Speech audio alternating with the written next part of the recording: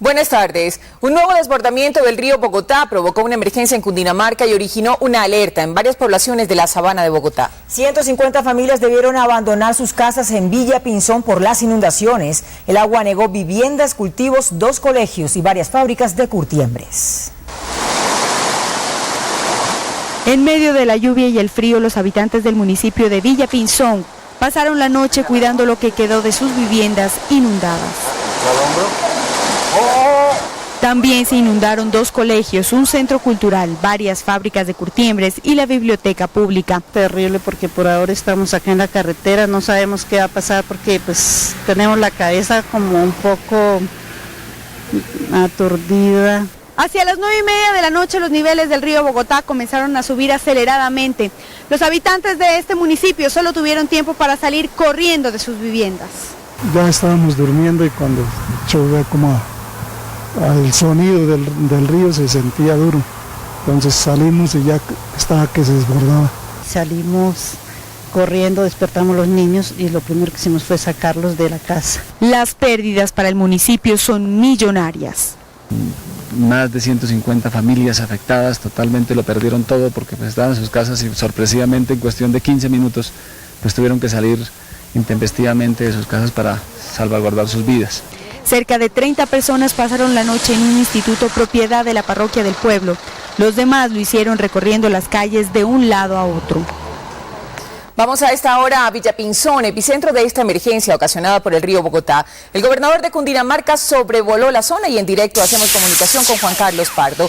Juan Carlos, ¿cuál es el parte que entregan las autoridades sobre esta delicada situación?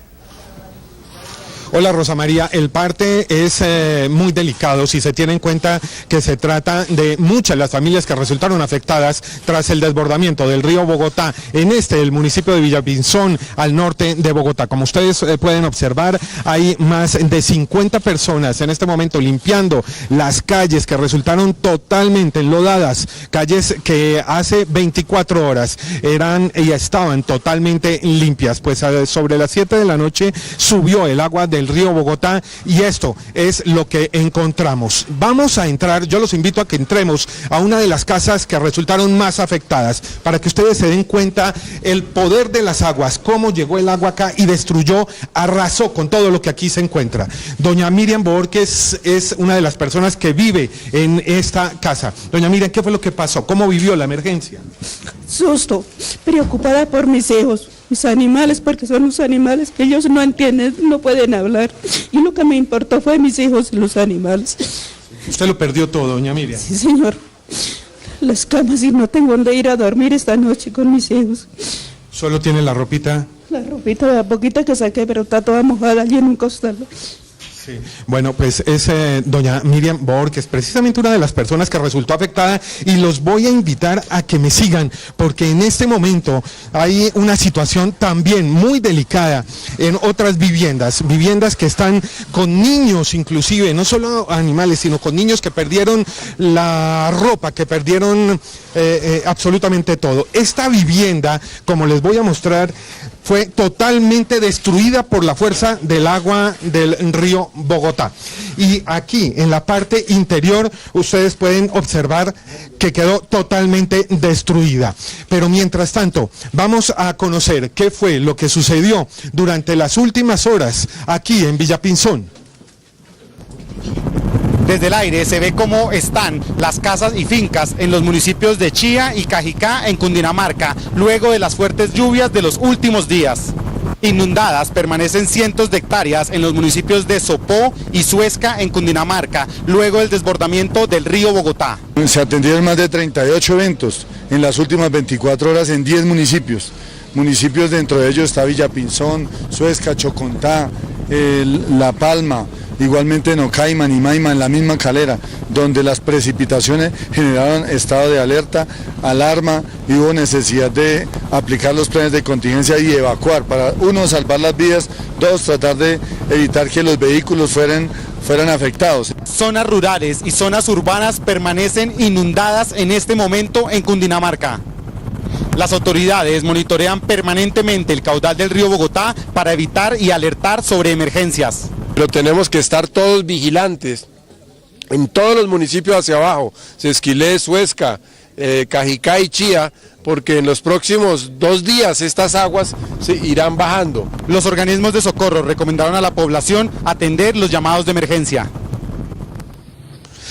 La vivienda quedó así, como ustedes pueden observar, por cuenta de la fuerza de las aguas del río Bogotá, que llegó inclusive a una altura superior al 1,50. Otra situación bien delicada se vive en Chocontá. Chocontá es un municipio que queda a escasos 10 minutos de el municipio de Villapinzón, y también resultó totalmente anegado en varios sectores de la zona rural, especialmente emergencia que está siendo atendida por los diferentes organismos de socorro. Información desde el norte, centro de Cundinamarca, con Juan Carlos Pardo, Noticias Caracol. Las imágenes lo dicen todo, Juan Carlos. Y es que desde la medianoche está totalmente cerrado el tráfico entre el centro y el occidente del país. 3 derrumbes en la vía al alto de la línea provocan largas filas de vehículos entre Quindío y Tolima. Desde las 5 de la mañana, José Ramírez, quien vive en Pereira, espera la limpieza de este derrumbe en el kilómetro 21 de la vía de la línea para ir a recoger a su hija y su nieto de 9 meses, que viajaron anoche a Bogotá, pero otro derrumbe en el Tolima tiene bloqueado al bus en el que ambos se encuentran. Entonces la llamé y me contestó que no, que estaba aquí en el alto de la línea varada, que porque había trancón, que habían derrumbes. Y me vine con el yerno y resulta de que estaban encerrados porque bajó otro este derrumbe que estamos viendo aquí. Entonces vamos a rescatarla. Por el cierre de la vía desde hace 14 horas, son muchos los viajeros que esperan se reabra el paso, afectado por 3 derrumbes, 1 en el Quindío y 2 en el Tolima. Estamos aquí desde medianoche, estamos esperando, dicen que posiblemente 3, 4 de la tarde estén saliendo, pero pues esto es todo incierto. Salimos de Cali a las 4 de la mañana y estamos acá desde las 6 de la mañana más o menos, estamos acá. La Policía de Tránsito espera restablecer el paso entre el centro y el occidente del país, una vez se retiren los derrumbes en el sector de Cajamarca y en el kilómetro 21 en el Quindío. Pero esperamos que tengamos comunicación y el visto bueno desde el Tolima. Una vez se haya superado allí el paso, estaremos abriendo el tránsito normal para facilitar la movilidad hacia el interior del país. A esta hora se encuentra totalmente cerrada la vía de la línea y se espera que en las horas de la tarde, si es posible, comiencen a rodar los vehículos en ambos sentidos o con paso restringido. También hay emergencia por las lluvias en el Tolima. La creciente del río Anaime generó una avalancha en zona rural de Cajamarca. Se llevó varias casas, puentes y cultivos. Más de 40 familias resultaron damnificadas. Esta madrugada las aguas del río Anaime ingresaron a las viviendas y se llevaron todo lo que encontraron a su paso. Más o menos unas 40, 42 viviendas. Hasta ahora estamos haciendo los censos, mirando y ayudando. Los habitantes contaron cómo salieron aterrados para salvar sus vidas, aunque algunos lo perdieron todo. Alcancé a sacar a mi familia y venía allí esa avalancha tan tremenda. 5 casas quedaron totalmente destruidas. 2 puentes, incluido este que los niños utilizaban para llegar al colegio, colapsaron. Yo estaba dentro y me avisaron, ya mismo salí, no pude sacar nada. Según los habitantes, en medio de la tragedia ocurrió un milagro, pues la imagen de esta virgen fue arrastrada sobre una mesa sin caerse y permanece en medio de las inundaciones. Ella se salió flotando allá y hoy resultó ahí donde está, mirando hacia el río. Lo curioso que nos parece a nosotros es que no se cayó. El nivel del río Anaime continúa en aumento. Las autoridades prevén que se pueda presentar una nueva avalancha en las próximas horas y por eso analizan a esta hora la posibilidad de realizar una evacuación de todos los habitantes de este corregimiento. Desde el corregimiento de Anaime en el Tolima, Olga Lucía Garzón, Noticias Caracol. Los aguaceros también mantienen en alerta a Neiva y varios municipios del Huila. Un puente colapsó por la creciente del río Neiva, dejando incomunicado a Algeciras. Y en la capital del Huila se desbordó el río Magdalena, inundando varias viviendas y locales comerciales en el sitio conocido como El Malecón. En Pitalito, más de 200 familias resultaron afectadas debido a las inundaciones por un torrencial aguacero de más de 10 horas. Los organismos de socorro están en alerta máxima para atender cualquier emergencia. Y otra delicada situación se vive a esta hora en Boyacá por el desbordamiento de la represa La Copa, que está ubicada en el municipio de Toca. 30 viviendas resultaron inundadas y en Tunja también se registraron emergencias por las lluvias. Las fuertes lluvias han provocado el desbordamiento de la represa La Copa en Toca, Boyacá, inundando decenas de cultivos de papa, arveja y flores. La emergencia inundó 30 viviendas. La laguna de La Copa ya rebosó por el dique y está preocupante porque el agua que entra está saliendo y se está afectando seguramente los municipios del Bajo Chicamocha. Margarita Parada es uno de los habitantes damnificados quien perdió todos sus enseres, sus cultivos y animales. Bajó una avalancha y nos dejó terriblemente damnificados y estamos pidiendo la colaboración de la ciudadanía, de la alcaldía, de todas las personas de buen corazón para que nos ayuden a evacuar. La emergencia continúa ya que el desbordamiento de la represa La Copa tienen en riesgo que se inunda en Paipa, Duitama, Tibasosa, Sogamoso y por lo menos 10 municipios más que se encuentran a la orilla del río Chicamocha. Otras emergencias se han presentado en el centro del departamento de Boyacá. En la ciudad de Tunja y en Sogamoso se han inundado varios barrios. Desde la represa La Copa en Toca, Boyacá, Gonzalo Jiménez, Noticias Caracol. El río Magdalena sigue causando inundaciones en el departamento del Atlántico. Esta vez fue el municipio de Palmar de Varela que resultó afectado por una creciente. Argemiro Pion, ¿cuántos damnificados dejó esta nueva inundación? Y cuéntenos entonces dónde pasaron la noche. Luz Helena, muy buenas tardes. Pues hasta el momento son más de 750 familias damnificadas y estas personas tuvieron que pasar la noche en cambuches que construyeron ellos mismos a un lado de la vía que hace veces de diques. Y no solo sus casas se inundaron, también cientos de hectáreas de cultivos quedaron bajo el agua. Y lo peor es que estas personas no se habían repuesto aún de las inundaciones sufridas a finales del año pasado. En medio del agua quedaron más de 300 casas en Palmar de Varela Atlántico, tras la creciente del río Magdalena. Una de las viviendas inundadas fue la de Eduardo Durango, quien manifestó que no le dio tiempo de rescatar sus enseres. A las 1 de la mañana y cuando sentí que el agua rompió ahí un boquete que está por aquí, por donde va la trinchera, y tuve que levantarme a esa hora a correr con mis dos peladitos para acá, allá tenía un poquito ya emparapetado esto aquí, y entonces empezamos a arriar ahí a esa hora y después otro día, todo el día aquí sufriendo con este invierno que nos está agotando duro. Ante la situación, campesinos damnificados como Daver de la Rosa construyeron cambuches a un lado de la vía para protegerse de la inundación. Para yo protegerme aquí porque yo vivo de esto. Sí, señor, el agua me está dando duro, bien duro que me está dando el agua.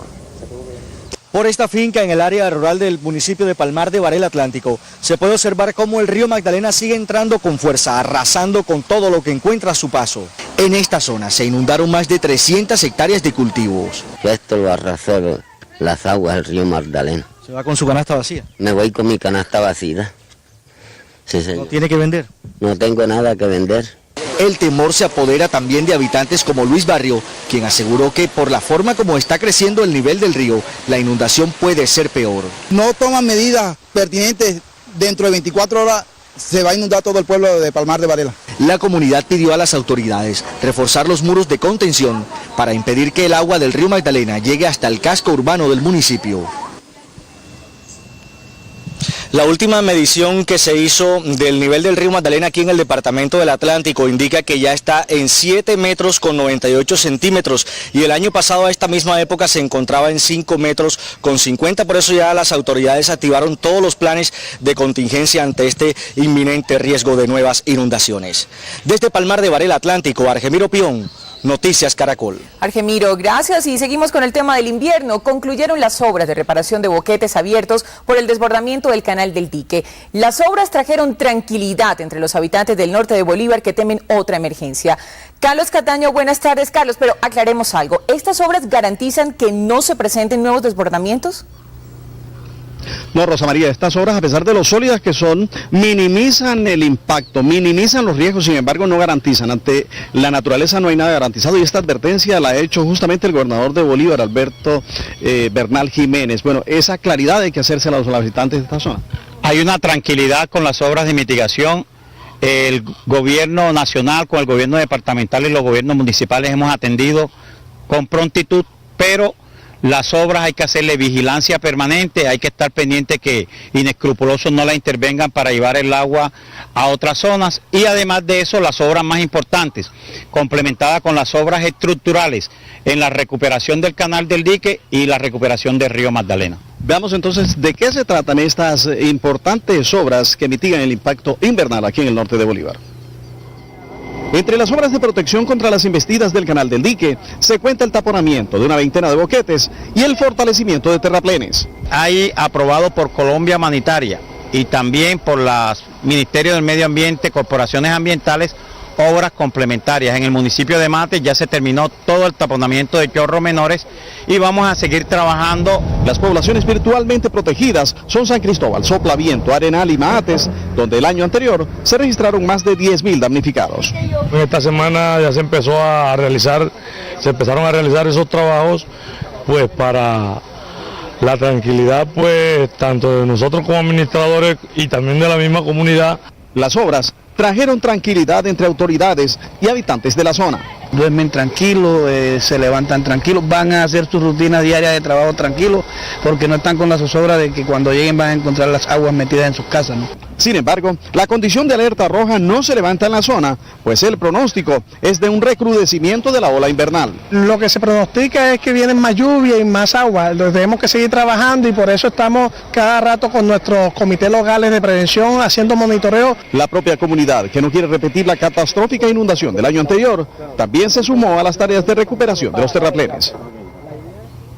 Bueno, es latente el riesgo de inundación aquí en la zona del Canal del Dique, en el norte del departamento de Bolívar. Sin embargo, ya la zona rural, como la que ustedes observan al fondo, es decir, las zonas cultivables y de pastoreo ya están prácticamente inundadas y el Canal del Dique y el río Magdalena siguen subiendo de manera ostensible. Por el momento es toda la información. Desde el norte de Bolívar, Carlos Cataño, Guarán, Noticias Caracol. Carlos, gracias. El gobierno lanzó una alerta para que se inicien obras de prevención en zonas inundables y en las riberas de los ríos de la costa caribe colombiana ante la nueva ola invernal en esa región. También se inició un monitoreo por la posible llegada de huracanes a partir de junio. El director de gestión de riesgo, Carlos Iván Márquez, lanzó una alerta para la costa caribe porque ya se avecina la temporada invernal en esa zona del país. Estamos pidiendo que se activen los planes de emergencia y planes de contingencia, que estemos revisando la parte de las cuencas, las zonas inundables y que estemos buscando sitios seguros para las evacuaciones preventivas.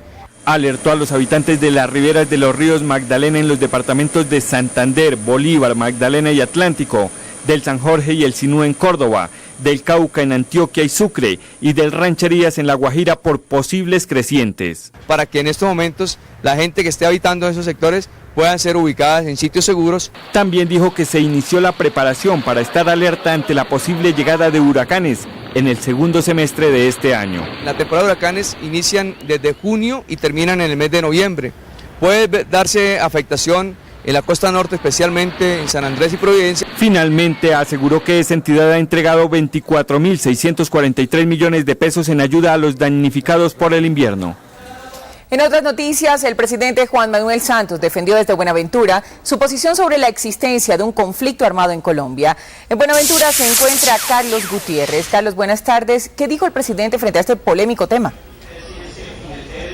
Buenas tardes, precisamente eso, el presidente Juan Manuel Santos ha solicitado que se tenga muy en cuenta dentro de la ley de víctimas y restitución de tierras a las víctimas de conflicto armado que se tenga en cuenta el tema o la referencia de conflicto armado interno. Bajo esta figura, el gobierno nacional puede seguir combatiendo a los jefes guerrilleros, como también se pueden seguir combatiendo a los campamentos de la guerrilla de las FARC. Él dice que esto está contemplado dentro de los códigos que aparecen en el Acuerdo Internacional Humanitario y esta figura le va a permitir a toda la fuerza pública seguir y combatir a todos los jefes guerrilleros. Eso lo ha dicho aquí en su habitual Acuerdos para la Prosperidad que se adelanta en la sociedad portuaria en el municipio de Buenaventura.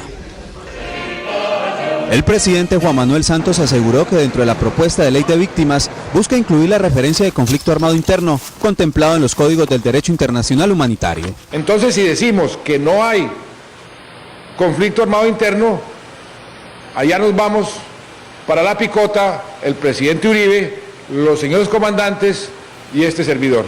El Ejecutivo se refirió a la reducción de hasta un 50% en las muertes violentas, secuestros, seguridad vial y otros delitos en el país en lo corrido del año. Personas rescatadas por la fuerza pública, esta es otra cifra bien importante, 61 personas. La guerrilla, si hemos venido llamándolos narcoterroristas porque son unos narcoterroristas, trafican en droga y hacen terrorismo y van a seguir siendo utilizados, señalados como unos narcoterroristas. En el habitual acuerdo para la prosperidad, Juan Manuel Santos anunció la inversión de 99 billones de pesos en los próximos 10 años para la recuperación en materia de infraestructura en el país. El presidente Juan Manuel Santos también se ha referido aquí al polémico tema de la terna presentada por el Partido Polo Democrático a su despacho. Él ha dicho que la Secretaría Jurídica viene adelantando los estudios correspondientes y ha encontrado que uno de ellos está inhabilitado y otro está impedido. Por eso le ha pedido a su oficina jurídica que a más tardar el próximo martes le presenten un estudio por escrito para él con herramientas y con argumentos presentarle, por supuesto, a la cúpula de la colectividad y de aquí para ya tomar una decisión frente al alcalde de Bogotá. El estudio preliminar de la terna indicaba que uno de los ternados estaba inhabilitado y otro estaba impedido. Yo les dije a los de la oficina jurídica de la presidencia, por favor, hagan un análisis más profundo, verifiquen bien estos conceptos y entre el lunes y martes me lo dan por escrito para poder yo responderle al Polo Democrático. Y a través del Gobierno Nacional, a través de Colombia Humanitaria, se están entregando ayudas humanitarias a las personas que han resultado afectadas por la ola invernal aquí en Buenaventura y también en algunos municipios del norte del país. Es todo por ahora desde el municipio de Buenaventura, en el Valle del Cauca. Carlos Gutiérrez, Noticias Caracol. Carlos, gracias. Un verdadero viacrucis que resume la situación que han vivido millones de colombianos con las EPS ha padecido una madre y su bebé enferma en Bogotá. La progenitora asegura que pasaron casi 10 meses para que le ordenaran exámenes a su pequeña y que tuvo que poner una tutela para que le entregaran los medicamentos. Desde que nació esta niña presentaba vómito frecuente, por lo que su joven madre la llevó a Saludcop, la EPS que fue intervenida por el gobierno esta semana para determinar la causa de su enfermedad. No obstante, asegura la progenitora, tuvieron que pasar varios meses antes que hubiera alguna respuesta. Por ejemplo, mi hija está enferma y es por una negligencia médica, porque yo varias veces la llevé a mi hija al médico, varias veces expuse lo que tenía mi hija y nunca hicieron nada al respecto. Hasta cuando ya mi hija se agravó con una desnutrición, fue que dijeron, ay, sí, ahora sí toca mandarle un examen y toca mirar. Se le diagnosticó un reflujo que le producía el vómito. Entonces fue necesario acudir a tutela para que le entregaran los medicamentos. Pues mandó una medida provisional a la cual Saludcop no prestó ninguna atención. Me decían, venga hoy, venga mañana, ya le vamos a dar los medicamentos, que me faltaba una fórmula, que le faltaba una firma, y me tenían por la autopista para arriba y para abajo. ¿Sí? Nunca me los entregaron. Salió el fallo y con el fallo sí me entregaron los medicamentos, pero solo me entregaron los medicamentos y no la leche. La Procuraduría adelanta cerca de 34 investigaciones en relación con casos como este. Por desacato a tutelas, por ejemplo, en prestación al servicio de salud y por otras irregularidades que estamos tratando de determinar. Para el Ministerio Público, sin embargo, la situación puede ser más crítica en zonas rurales donde a veces ni siquiera hay guantes quirúrgicos para atender un parto. Y la EPS Saludcop podría pasar a manos del Estado si no se llega a encontrar su recuperación económica. Así lo aseguró el senador del Polo Democrático, Jorge Enrique Robledo, quien además afirmó que este es tan solo el primer escándalo de corrupción en las EPS del país. Para el senador Jorge Robledo del Polo Democrático, por los malos manejos, la EPS Saludcop podría quedar en manos del gobierno. Se le podría aplicar una extensión de dominio en beneficio del Estado, de forma tal que esa EPS se convirtiera en parte del patrimonio público. Según Robledo, los usuarios de la EPS deben continuar afiliados mientras se analiza cómo salvarla. Las EPS como institución sobran, porque estos son unos negociantes que se toman los recursos de la salud con el pretexto de administrarlos. Para el senador Robledo, el escándalo de la corrupción en la salud continúa y hay casos más graves en otras EPS.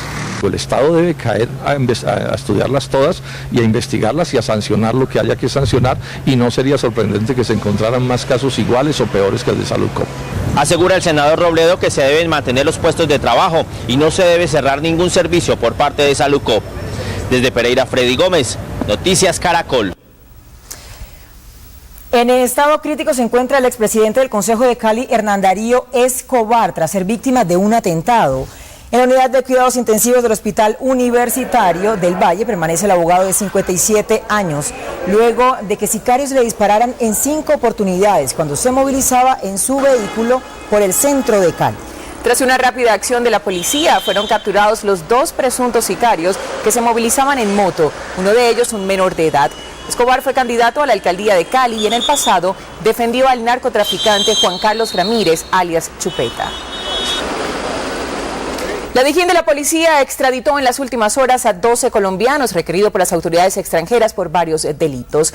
Dentro de los extraditados está Claudio Javier Silva Otálora, quien hacía parte de la llamada Junta Directiva del Narcotráfico y que fue capturado en Puerto Gaitán, Meta, el año pasado. También fueron enviados al exterior 4 testaferros de los hermanos Comba, jefes de una de las bandas criminales más peligrosas del país. En lo que va corrido del año, Colombia ha extraditado a 70 ciudadanos por narcotráfico.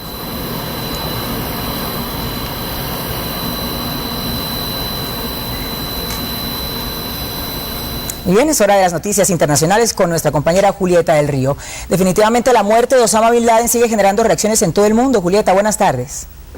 Buenas tardes, Lucelena. El Parlamento pakistaní condenó la operación que realizó Estados Unidos en su país y que dio de baja a Osama Bin Laden, quien era el terrorista más buscado del mundo. El Congreso le pidió al gobierno de Islamabad revisar sus relaciones con Washington y solicitó que se abra una investigación a manos de una comisión independiente para aclarar la forma como se llevaron a cabo los hechos. Para los parlamentarios pakistaníes, Estados Unidos violó la soberanía de su país al adelantar la operación de forma unilateral. En Haití fue proclamado presidente el cantante de 50 años Michel Martelly, poniendo fin al mandato de su antecesor René Préval. El acto se realizó en los alrededores del parlamento del país más pobre de América. La imposición de la banda se vio interrumpido por un inesperado apagón. El nuevo gobernante se comprometió a respetar los derechos del pueblo haitiano y a trabajar para mantener la independencia de su país. Martelly, en compañía de su esposa, se dirigió al Panteón Nacional, donde depositó una ofrenda floral en honor a los héroes. El más grande desafío del flamante presidente será la reconstrucción de la isla tras el terremoto del 12 de enero de 2010. Y en Siria, la fuerte represión de las autoridades contra las protestas que piden la salida del presidente Bashar al-Assad ha provocado un éxodo de refugiados hacia el Líbano. Las revueltas, que según la ONU ya dejan casi 900 muertos, han obligado a que cientos de ciudadanos que vivían en la localidad de Tel Kalá abandonen el país y se refugien en Líbano, según informaron activistas de derechos humanos. Más de 500 personas han cruzado la frontera en las últimas horas. La sangrienta jornada de hoy dejó 4 manifestantes muertos tras disparos de las fuerzas de seguridad. Y la OTAN aceptó que atacó un edificio en la ciudad de Brega, en Libia, en donde se encontraban civiles, y pidió perdón por las víctimas inocentes que podría haber causado el bombardeo. El mundo no se detiene y las noticias tampoco. La OTAN reconoció que el operativo, que estaba dirigido contra un centro de mando de las fuerzas del coronel Muammar el-Gaddafi, pudo haber causado la muerte de civiles. La organización no confirmó el posible número de víctimas mortales, mientras que el régimen de Gaddafi cifró los muertos en 16. Jerusalén volvió a ser escenario de violencia. Hoy se presentaron fuertes disturbios durante el funeral de un joven palestino que murió, según testigos, al recibir disparos por parte de un policía israelí. Esto ocurre un día antes de la Nakba, o día de la tragedia en que los palestinos conmemoran la huida masiva de los árabes por la creación de Israel en 1948. En disturbios terminaron las protestas en Valparaíso contra el recién aprobado proyecto que contempla la construcción de 5 represas en la Patagonia chilena. La policía tuvo que usar gases lacrimógenos para dispersar a la enfurecida multitud. ¿Usted qué tanto se esforzaría para invitar a una persona a su fiesta de graduación? Bueno, este joven de Carolina del Norte se esmeró lo suficiente para dejar boca abierto a su novia. Justin Myers le lanzó la pregunta a su chica así desde el aire con este enorme letrero. Eso no se puede superar. Hay otras cosas muy lindas que la gente hace, pero todas son en la tierra. Esta propuesta desde el aire no la supera nada. Ella por poco cree que se trataba de una propuesta de matrimonio. Mediante un video aficionado fueron denunciados abusos de la fuerza pública en los disturbios presentados el jueves pasado en la Universidad de Antioquia. Líderes de derechos humanos rechazaron las agresiones, mientras que las autoridades denunciaron provocaciones por parte de los manifestantes. En este video se aprecia cómo varios de los que parecen ser estudiantes de la Universidad de Antioquia tratan de ingresar a una de las estaciones del metro, huyendo de los gases lacrimógenos y los disturbios al interior de la universidad. En medio de la confrontación, varios de los manifestantes lanzan insultos contra la fuerza pública y funcionarios del metro de Medellín. Luego de varios minutos, integrantes del ESMAD ingresan hasta la estación del metro y la emprenden contra algunos de los manifestantes que no alcanzaron a pasar los torniquetes. Este hombre, de camiseta oscura, es golpeado en 2 oportunidades en la cabeza, mientras que 2 más, que permanecen aferrados a las barandas de seguridad, son prácticamente arrastrados por los uniformados. Otros manifestantes son llevados hasta las afueras de la estación en medio del rechazo y la impotencia de sus compañeros. Líderes de derechos humanos de Medellín rechazaron las agresiones de las autoridades y anunciaron que el hecho será puesto en conocimiento de la Dirección Nacional de la Policía. Rechazamos la agresión de la cual ha sido víctima los estudiantes de la Universidad de Antioquia. Exhortamos al gobierno nacional y departamental a que cese la penetración permanente que mantienen en la Universidad de Antioquia por parte del cuerpo del ESMAD. Las autoridades indicaron que en los hechos hubo provocación por parte de los estudiantes y que la fuerza pública actuó conforme a la ley. Han generado acciones violentas contra las personas, contra funcionarios de la universidad, agrediéndolos, y es allí cuando la policía, en uso de las facultades que le confiere la ley, ha tenido que intervenir con los elementos. El video ya está en manos de las autoridades para adelantar las investigaciones pertinentes. El padre de una menor de 3 años que falleció esta semana en Villavicencio, víctima de maltrato, fue detenido en las últimas horas por la policía. Se trata de un hombre de 25 años, quien fue detenido cuando se encontraba en un establecimiento público de la capital del Meta, sindicado de la muerte de su pequeña hija. Según las autoridades, el hombre también golpeaba a sus otros 2 hijos de 6 y 8 años y también a su compañera sentimental. El detenido fue recluido en la cárcel de Villavicencio. En Medellín hay una campaña para los niños con sobrepeso. Veamos exactamente de qué se trata esta campaña, donde cerca de 600 menores participan de esta actividad. Un estudio de la situación nutricional, demográfica y de salud en Colombia, realizado en 2010, revela que 1 de cada 10 niños de 5 a 17 años tiene problemas de sobrepeso u obesidad, lo que representa serios problemas de salud en la vida adulta. Estamos hablando de una cifra aproximadamente de más de 5.000 niños con sobrepeso, obesidad y con trastornos alimentarios. Y lo más delicado y lamentable es que la cifra sigue aumentando.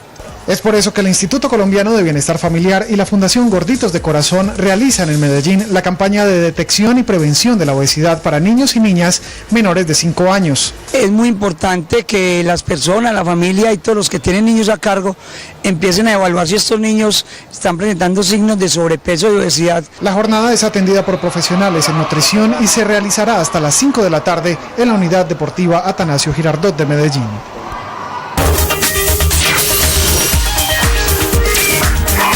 Buenas tardes. Son muchas las afecciones de la piel que pueden afectar a los bebés. Pañalitis, infecciones e incluso algo llamado el acné del recién nacido. Sin embargo, la mayoría de brotes son inofensivos y no requieren manejo especializado. De esto nos habla la dermatóloga pediatra Mariela Tavera. Buenas tardes. Buenas tardes, doctora Fernanda.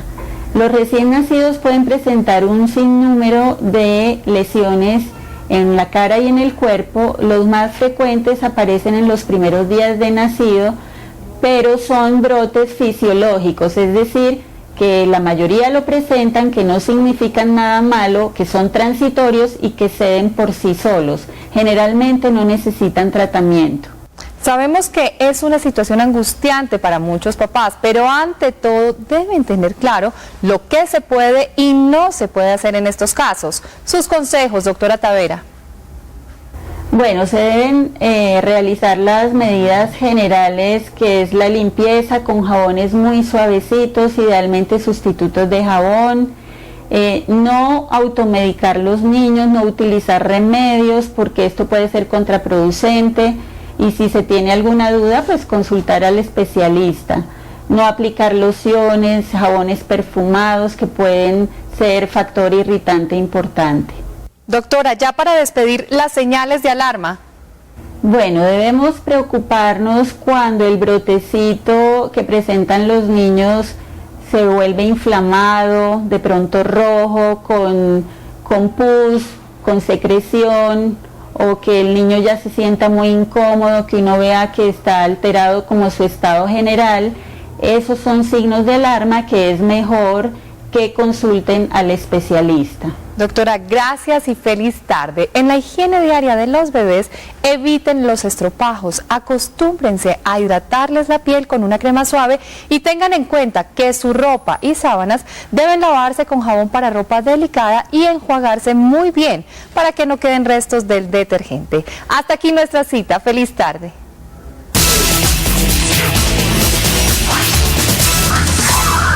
Buenas tardes. Seguramente a muchos de ustedes les ha pasado que sin quererlo o sin autorizarlo expresamente ven publicadas sus fotografías en Facebook o en cualquier otra red virtual y por ello tienen la sensación que les violaron su intimidad. Lo primero que debemos tener claro es que el derecho a la intimidad es un derecho fundamental cuyo cumplimiento depende en principio de nosotros mismos. Esto quiere decir que yo decido si expongo mi intimidad ante los demás. La intimidad o el acto público se miden por el grado de exposición frente a otras personas que tenga el momento que pretendamos que sea íntimo. Así, si yo quiero que se me respete la intimidad de cualquier situación, debo ser el primero en propiciar todo lo necesario para cuidarla. De otro lado, debemos tener claro que según la Ley 23 de 1982, vigente para estos casos, todas las fotografías tomadas en sitios públicos pueden ser divulgadas en cualquier medio y eso es legal. Asimismo, cuando usted sube una fotografía a la red, aunque luego la quite, ya le dio el carácter de pública. En cualquiera de esos casos no existe ningún delito y no tiene derecho a que se le respete su derecho a la intimidad, pues renunció voluntariamente a ella. Ahora, si definitivamente usted ha cuidado todos esos aspectos y alguien vulnera su espacio y luego expone su privacidad en la red, entonces ha sido víctima del delito de violación de datos consagrado en el artículo 269, literal F del Código Penal. En ese caso puede acudir a la Fiscalía General de la Nación para denunciar a la persona que hizo público un acto que usted siempre procuró tener en la intimidad. La sanción para los violadores de datos es de 4 a 8 años de prisión. Tenga en cuenta también que las redes sociales tienen sistemas de denuncias y procesos de restricción de privacidad. Revise este y otros temas en www.caracoltv.com y recuerden, Noticias Caracol le contamos a qué tiene derecho y quién debe darle la información que necesita. Hasta pronto.